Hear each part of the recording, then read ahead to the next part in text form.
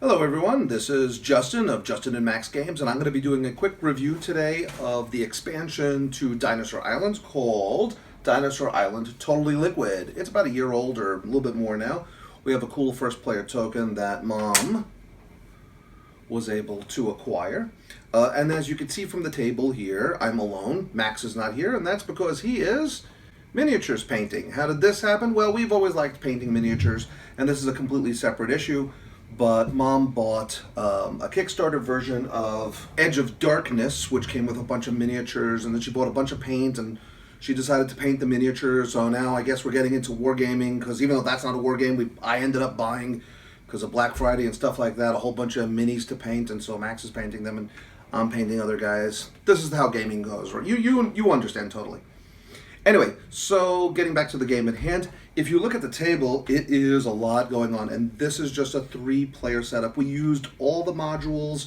You could decide not to play with all the modules in this expansion, but we said, let's go for it. There's a lot to consider with the extra modules, because you get this extra tile, which is another area and a whole other aspect that only you have. It makes the game completely asymmetrical. I have a petting zoo, and Max had, what did he have? He had Fantasy Island, so that game with a whole bunch of other tiles, and Mom could build the Megasaurus, stuff like that. So there's a whole bunch of new tiles that give you that aspect. Then there's also executives, which are a new figure that everyone can use, and again, that even makes it more asymmetrical.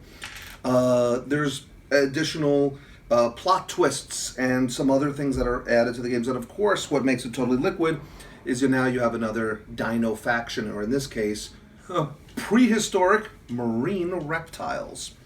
And you get some additional dice. And we have so many dino games because Max has always been a big dino fan, and I'm too, and we have a lot of fun with the game.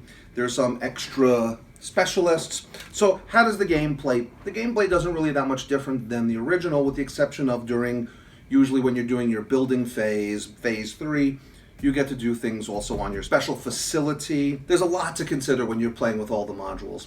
And for a game where there's this much going on, again, I get back to the one detraction I have about the game in general. And I have this is a detraction I have with most this is not a heavy Euro game, but it's a medium heavy Euro game. This because there's so much moving parts and so many things to remember. Oh, I'm going to lose this, or what's this going to is the random aspect of when you're having visitors come to your park and you're pulling from a bag and you're looking for these yellow tokens because they are just your regular visitors, and the pink tokens, they hit you 3 times. One, they're called hooligans in the game, which to me is super funny and thematic because yes, I used to go to theme parks when I was a kid, and you would see these roving gangs of hooligans, and that to me totally makes sense. So I love that part of the game. But the fact that unless a card comes out, they don't pay to go into the park. They take up spaces before your regular visitors, and then if your threat level is beyond where your security level is, and then basically a dinosaur attacks somebody, they're never the ones to get hit. So drawing randomly from the bag, you can get hit basically 3 times. To me, that's always been the one detraction. It seems too much, considering the fact that, well, there's not so many things that you could do to mitigate that while trying to do the other things to build up the park. But outside of that, I could see somehow adjusting that. I'm not so sure. But other than that, the way that the end game tokens work, which basically the accomplishments in a lot of games is just, well, if it happens, it happens.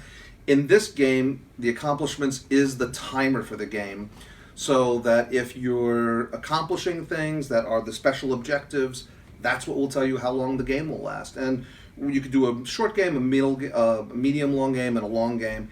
We've played this twice now with the Liquid and all the expansion, and we really enjoyed it at the long game, because I think if you're going to do all this, you got to go long game.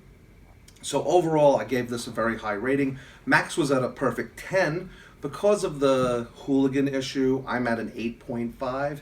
So we're going to be right around a 9.2-ish region, which I think is a fair assessment for this. A lot of fun game, and totally thematic, totally fun.